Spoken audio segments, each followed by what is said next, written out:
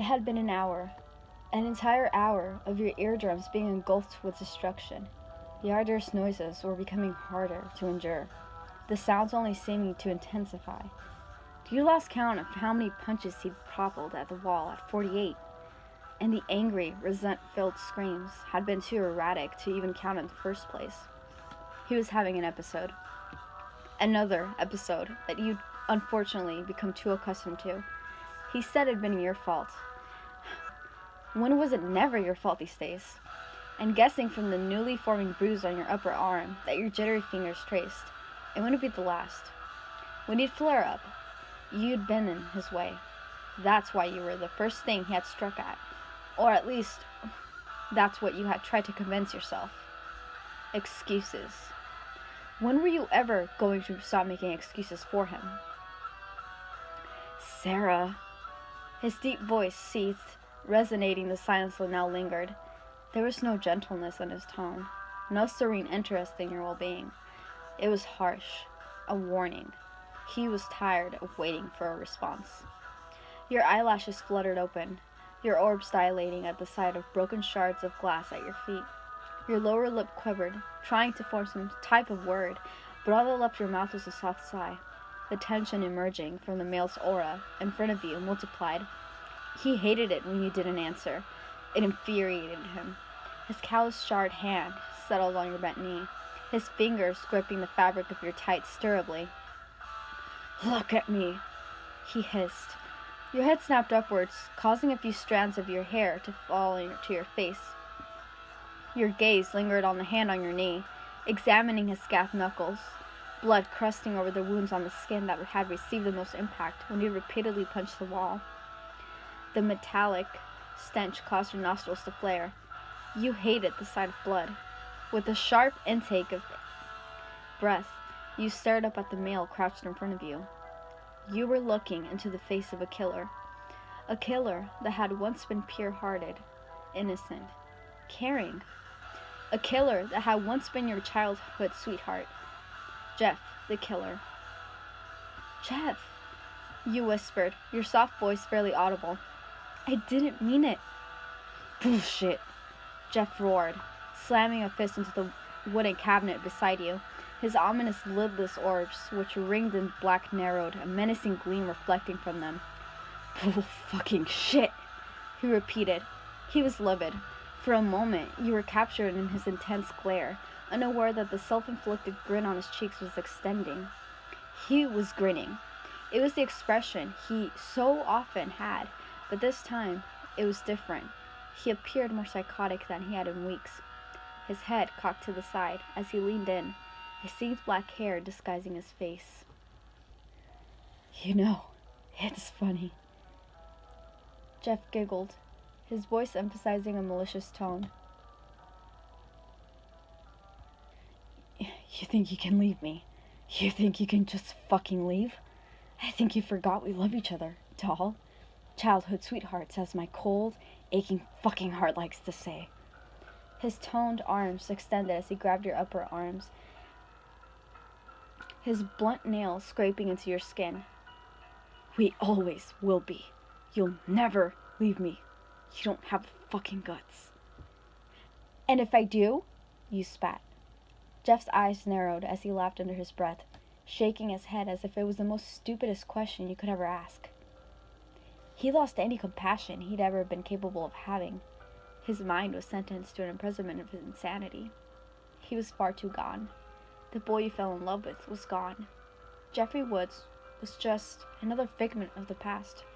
All that remained of him was a cold-hearted, possessive killer. "You don't want to know," he growled as he shoved you backwards into the wall and left. He always left afterwards. It was a mistake so ultimately tried to avoid making. Jeff was the mistake you should never have made. Flashback. 2 years earlier. It had been days since you'd seen him. Days since the incident. Days of constantly crossing your fingers for his recovery. You thought he was gone, that you had lost him. It wasn't often people survived from being doused in petrol and set alight, never mind the depth of what he had been through. You thought secrets were a thing of the past, yet He'd kept the fact he was being bullied from you. He had pretended that everything was fine, and yet it wasn't. You dreaded to think of what condition he was in, more so because you couldn't bear to see him suffer, not because of his appearance. He'd been ignoring your calls, your messages, your visits, and somehow it made you realize something had changed within him. But you loved him. Nothing would ever change that. And so, you had to see him. Your hand rattled against the wooden door impatiently, awaiting an answer. Rain splattered against the concrete pathway, cascading upwards onto your already drenched clothing. It was freezing outside. You grimaced slightly as your fingertips curled into your palm, the numbness seeping through your limbs, becoming unbearable. You knew you should have worn something warmer. Your teeth chattered noisily as droplets of water trickled off your mascara-coated lashes and the tip of your nose. It was surprising they hadn't turned into icicles yet. "Come on," you muttered aloud, chapping again. For several minutes you stood there, knocking, and yet an answer never came. You groaned in defeat and turned on your heel, heading back in the direction of the front gate. But as the fluorescent glow of the street lamps illuminated the dark garden, something caught the side of your eye. Your head glanced in that direction, studying the car that was parked up in the driveway. It was Jeff's parents' car, which meant they had to be in. Annoyance coursed through your veins as you stomped back up to the door. You balanced yourself on your tiptoes, peering inside the condensated glass window at the top. All that greeted you, however, was a vacant hallway. It was blatant they didn't want you there. Why else would they be ignoring you? Didn't Jeff want to see you anymore? The thoughts devoured your mind as you remained there, wondering. You reminisced back to when you first met Jeff 8 months ago. He had been new to the neighborhood, and your mothers had so kindly introduced you both to one another. At first, you weren't too fond of him, but as the weeks went on, you found yourself drawn to his eccentricity. He was different, strange, but in a good way. And so a month after meeting, you were dating. Things were perfect, or at least they had been up until now. A vibrating sensation buzzed over your thigh, following by the vexatious ringtone of your cell phone. Within seconds, your hand had reached into your pocket and retrieved the small device. Quickly swiping the screen on, the message button alerted you to one unread text. Your eyebrows furrowed in confusion, causing a few creases to wrinkle over your head. Your heart accelerated in glee when the name you had been so intent on seeing flashed upon the screen. Jeff. "Meet me in the back garden, under the treehouse. Jeff." As soon as you finished reading, you reread it and reread it again. For several seconds, you pondered the text, questions racketing your mind. You made up your mind rather expeditiously. All rational thoughts had vanished. The only thing you were concerned about was seeing the male who'd stolen your heart and all your senses. You took a step forward, drifting around the side of the house and into the back garden, your vision lingering on the treehouse. A movement caused you to fixate your attention on the bottom of the tree, where a shadow silhouette was slouched up against the ladders. The atmosphere alternated drastically around you, the vibes enthralling through your pores exacerbating. Something wasn't right. You could sense it. The hairs on the back of your neck stood on edge as the goosebumps erupted on the surface of your skin. The tension was so thick, you could have cut it with a knife. "Jeff?" you called out, your voice echoing in the silence. The wind blew around you, picking up the remaining autumn leaves in its trace and swirling them up in the air. The dark night sky casted a sinister setting in the back garden, and it only dawned you more. The figure appeared to ignore you, besides tilting their head to the side. You bit down on your lower lip, your fingertips nervously twirling and fidgeting with the fabric of your t-shirt. "Why didn't your parents answer the door?" A giggle disseminated the reticence of your surrounding. "They're sleeping." His voice was different. It was deeper, darker. "What about Lou?" "What about him?" he interrogated, heaving himself up from the tree. The light shining onto the porch from the kitchen window highlighted a mere percentage of him. Though his shoulder-length, textured hair fell on his face, concealing his features. It made you wonder if he could see you, or if you were in his peripheral vision at all. The sound of his combat boots stomped into the muddy ground as he approached you slowly. His movements were slow, vigorous, deliberate. He was scaring you. He's sleeping too. Jeff. They've been asleep for a while now. I don't think they'll be waking up anytime soon, though, sweet cheeks. You took a step backwards, your chest expanding in an attempt to calm yourself down. What did you do? Another giggle emerged from him. This time, it sounded psychotic, like he was enjoying explaining his unknown actions. All I did was tell him to go to sleep.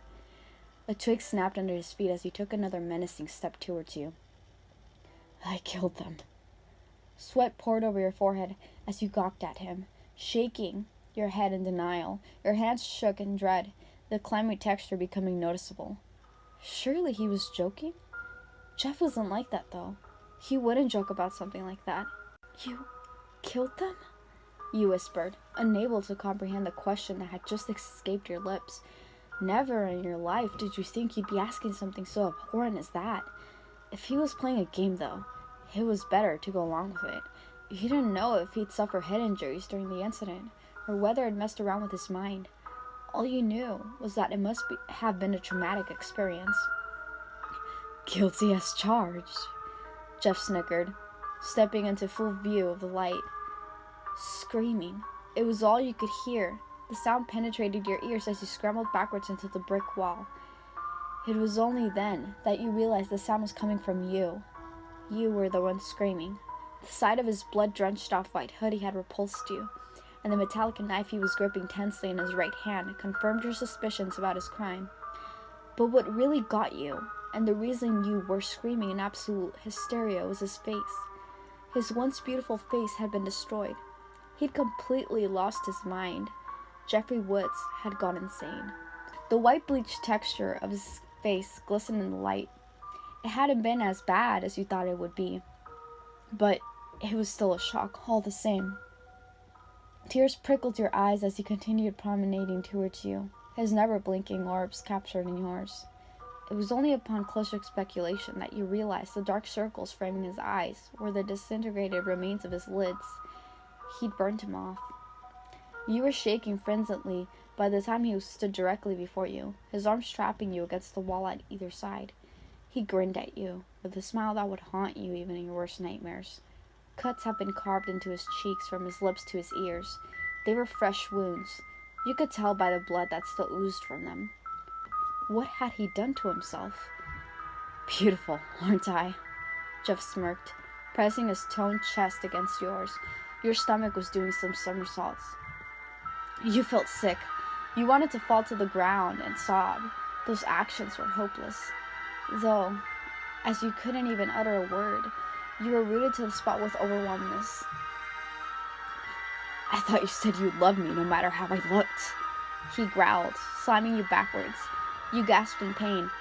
You promised you'd spend your life with me. Don't you fucking remember? You said you loved me. Without warning, his lips pressed against yours firmly, but just as quickly as he pulled away. Either you stick to that promise, or I'll kill you. So make your fucking choice. End of flashback. You had made an irrational decision that night. The most preposterous, stupidest thing you could have ever done. You went with him. You'd willingly committed yourself to a killer. A killer that had most decisively been built for sin.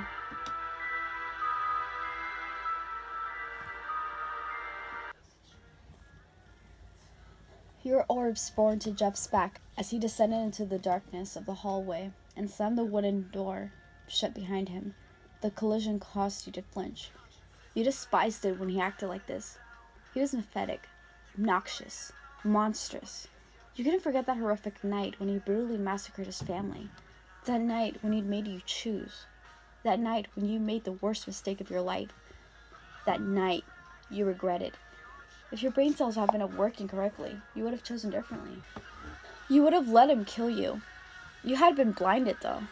Blinded by your love for Jeffrey Woods, your childhood sweetheart who had ineptly lost his sanity.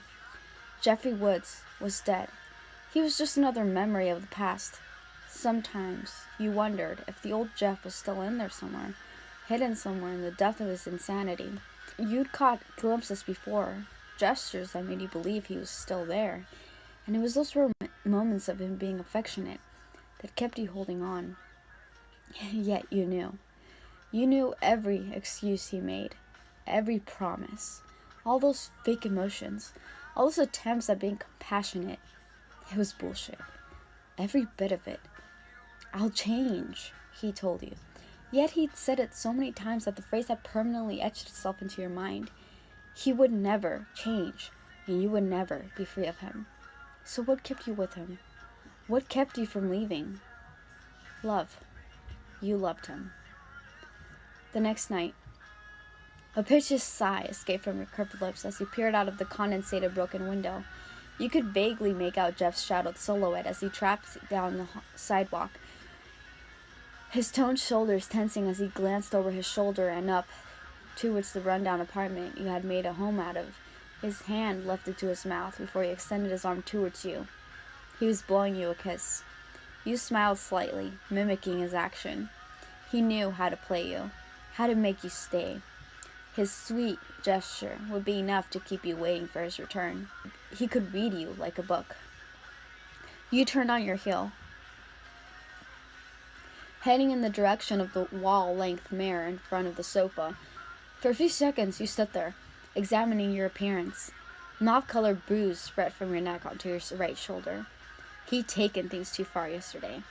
His temper had gotten the better of him, so he turned on you before destroying the apartment. The broken window had been the source of all the glass shards at your feet last night. You frowned, looking around at the blank walls. You needed out. You'd been confined in that apartment for months. You'd forgotten what it felt like to live a little, to enjoy yourself. Jeff was gone. You could get away with it. Anticipation coursed through your veins as you thought about it. You were in the downtown area of the city. You could sneak out and go to a bar, or even a nightclub for a few hours. Socialize. You could do it. The urge was overwhelming.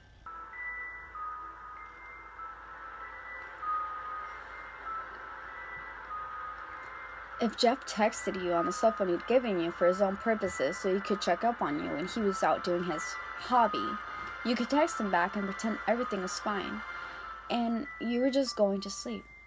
It was perfect, and it was decided. You were going to do it. An hour later, several bodies grinded against yours as you pushed your way through the dance floor. The bright strobe lights flashed above you in a form of many different colors. The music was blaring from the speakers. The bass pulsated through the floor and made your limbs move to the beat. You had never felt so alive. The atmosphere was electrifying. It was thrilling. The ecstatic, drunken people that surrounded you only caused you to grin. They were having the time of their lives, and so were you. After your successful trek to the bar, you slipped into a swirling chair, scrutinizing the drinks listed on the board. "I'll take the Gremlin," you shouted to the bartender waiting to service you. 1 drink, 2 drinks, 3 drinks, 4 drinks. Now you were on your 5th. You tilted your head back and consumed a large gulp, grimacing when the bittersweet liquid trickled down your throat and tingled your taste buds. Your vision started to become disoriented. You were tipsy, if not on the verge of being drunk. You were enjoying yourself so much you'd lost track of time. Your mind was no longer focused on getting back before Jeff came home. You didn't care. You were finally living. Panicking about being caught and suffering the consequences were no longer an issue. Your senses were clouded by alcohol. You were making bad decisions. A vibrating sensation drifted over the bar counter, alerting your attention. Your eyebrows furrowed in confusion as your gaze trailed downwards, detecting your cell phone. With a deep exhale, you unlocked the screen. You knew who it was without having to think twice. It wasn't like anyone else could contact you besides him anyway, seeing as he'd put a block on outgoing and incoming calls besides his number. He had a ritual routine of texting you every time he went away for the night. That was the possessive side of him. He needed to be reassured that you hadn't left or did anything stupid. which you had, of course. But he didn't have to know that. Your pupils dilated in response to the bright screen, your fingertips skimming over the message. "What are you doing?" You contemplated your short choice of words before texting back. Nothing much. Going to sleep. You?" "Standing in the club, right behind you."